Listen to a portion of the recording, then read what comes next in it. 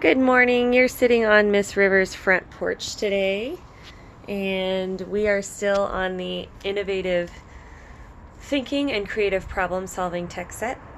The book we're reading today is a nonfiction narrative told from the perspective of one of the characters in the book, and it's called Hands Around the Library: Protecting Egypt's Treasured Books. In 2011, people protested in the streets of Egypt to express their opposition to leader Hosni Mubarak. Some protests became really violent, and people feared the Alexandria Library would be destroyed. Let's see what happened. I want you to think about ways that these people were being innovative and trying to right something that was wrong using creative problem solving. I'm going to show you the book in my lap so you can see the pictures a little better. Okay, Hands Around the Library. Collages by Susan L. Roth, a New York Times best-selling illustrator. I would love if someone wants to practice doing collages like this. It's really time-consuming, but if you wanted to do that for your weekly distance learning, that would be a creative idea. This is on the inside cover. Hands Around the Library. Again, using these collages. Looks like our space. Once upon a time, not a long time ago, many people in Egypt were sad and sometimes angry because they were not free to speak or vote as they wished or gather in groups. They knew about freedom, but only from books or the internet or whispering inside their safe walls of our Alexandria Library.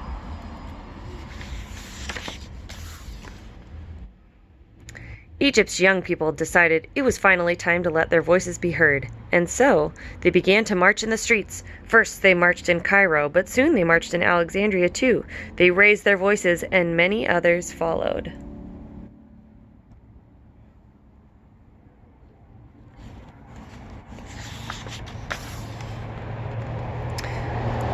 I'm a part of this story. I marched in Alexandria too. I was excited and hopeful, but I was also scared. In other parts of our city, some of the protesters had acted in anger. They had set fires to cars and to police stations. As we marched towards the library, I grew worried. What if they tried to burn it down? So on this page we learn that the narrator is the person telling the story. What information do we learn about the narrator on this page? I want you to respond to that on our Google slide. Our Alexandria Library, built on the ashes of the ancient, famous one, is the most beautiful modern building in all of Egypt.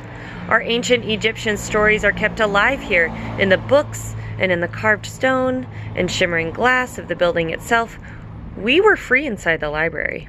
Even when we were not free outside, we could not let Alexandria Library burn. I was surrounded by the sounds of pounding feet and shouting voices. Hey! Hey! Maybe it was the noise of peaceful people demanding freedom. But maybe the people were so angry that they would hurt each other, hurt me or hurt the library. I think it's really cool how they made it look like shining glass. Thousands of us were marching for freedom, as if caught on a wave from the Mediterranean Sea. Dr. Ismail Serageldin, the library director, saw us approaching. "The library has no gates that can be locked," he called out. "The doors are all glass. There is nothing that prevents anybody from destroying this building, with all its treasures except the will of the people." Aha, an idea. The marchers pushed together closer and closer to the library. The crowd surged around me on the sidewalk, shouting and waving signs. We were in front of the library. We were on the library steps. The shouting grew louder. Then a young man broke from the marches. He ran up the steps to Dr. Serageldin. "What do you think's gonna happen?" And he took hold of the director's hand. A young girl followed. She took Dr. Serageldin's other hand. And then there were 5, then 6, then 7, then 10, all holding hands, protecting the library. The narrator says people started joining hands. Look at the illustrations on this page. What do you think the people plan to do?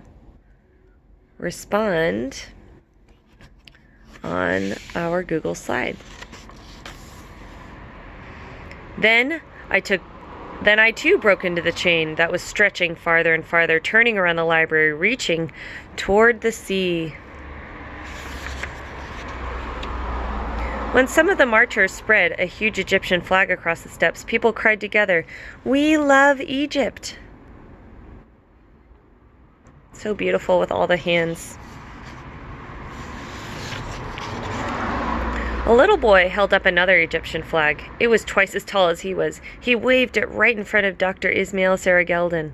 A smile crinkled the director's face as he spoke. Thank you for protecting our library with us. Go forth into the journey of your lives and create a better world. Thank you, he said, his voice catching a little. Thank you from the bottom of my heart.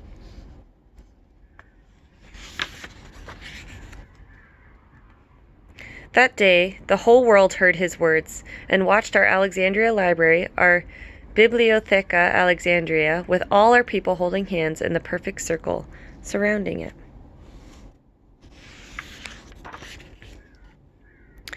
And because together we all protected our Bibliotheca Alexandrina, once upon a time, not long ago, the library still stands today, holding all of our stories.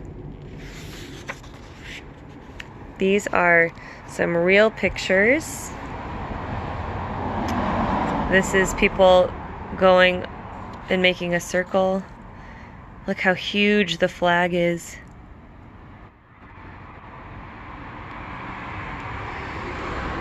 Here you can see the director. Here's one of the young kids holding a flag. This is a former librarian over here. This is in the young part of the library. Ooh, you can see all the beautiful glass. It really does look like what the person was creating. Oh my goodness, look at all the people. It says, a wide highway separates the Mediterranean Sea. The highway was solidly packed with marchers during the 18 days of protests before Hosni Mubarak resigned as president of Egypt. So this talks about how old the library was. If you want, you can pause it and read this, I think. In the modern library. And to this time. I love this part. You can see some of the words from the signs people were holding. In Arabic, I believe. This is for freedom, Egypt, one hand, the citizens, the revolution, democracy. Another idea for you for your weekly distance learning is to work on learning a new language, maybe even writing in Arabic. And that is the beautiful story of Hands Around the Library, Protecting Egypt's Treasured Books. Hope you enjoyed.